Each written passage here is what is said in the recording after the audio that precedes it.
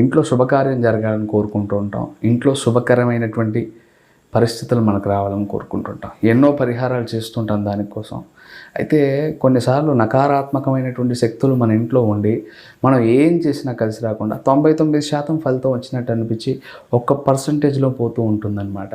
అటువంటి సందర్భంలో ఏం చేస్తే మంచిది అనేటటువంటి విషయం మీద ఈ పరిహారం ఉండబోతుంది. దేవాలయ ప్రాంగణంలో చుట్టుపక్కల ఉండేటటువంటి కొంచెం మట్టిని తీసుకొచ్చుకొని పసుపచ్చ బట్టలో కట్టి కొంచెం వేసి దాంట్లో కొంచెం కుంకుమ పువ్వు, ఒక రాగి కాయిన్ పెట్టి దాన్ని మూటగా కట్టి ఈశాన్యంలో పెట్టి ప్రతినిత్యం మీ మనసులో ఉన్న కోరిక కోరుకుంటూ ధూపదీప నైవేద్యాలు చూపిస్తూ ఉంటే కనుక ఆ దేవాలయ ప్రాంగణంలో ఉండేటటువంటి శుభకరమైనటువంటి ఏదైతే ఎనర్జీ ఉంటుందో మన ఇంట్లోకి ప్రవేశించి మన ఇంట్లో నలుమూలలో ఉన్నటువంటి నకారాత్మక శక్తుల్ని బయటకు వెళ్ళగొట్టి మన ఇంటిల్లిపాది సుఖంగా జీవించేటట్టుగా చేస్తుంది ఈ యొక్క అద్భుతమైన పరిహారం.